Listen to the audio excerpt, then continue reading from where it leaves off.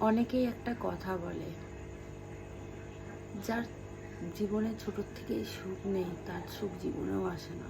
কথাটা সত্যি। আগে ভাবতাম না কথাটা সত্যি না, এখন মনে হয় কথাটা সত্যি। কি বলবো তোমাদের, কি বলো তো, অনলাইনে না সব কথা আমি কোনো সময়ই বলি না।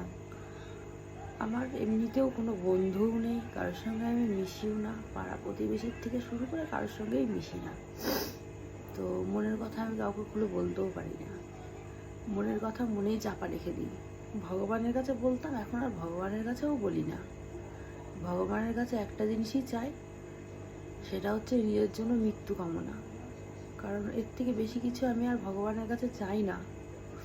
সবাই ভগবানের কাছে পুজো দেয়, অনেক কিছু চায়, টাকা, বাড়ি, গাড়ি, সুখ, শান্তি। আমি চাই আমার জন্য মৃত্যু।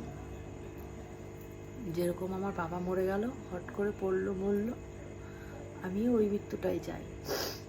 কারণ নিজে হাতে করে সুসাইড আমি করতে পারছি না, জানি না কেন। প্রচণ্ডভাবে ভেঙে পড়ছি কিছু কিছু কারণে। মেয়ে অসুস্থ তার জন্য না, কারণ আমি লড়তে শিখেছি, কিন্তু কিছু কিছু জায়গায় আমি হেরে যাচ্ছি। সেই কথাগুলো আমি না কোনো লোকের সামনে বলতে পারছি, না ভিডিওতে বলতে পারছি।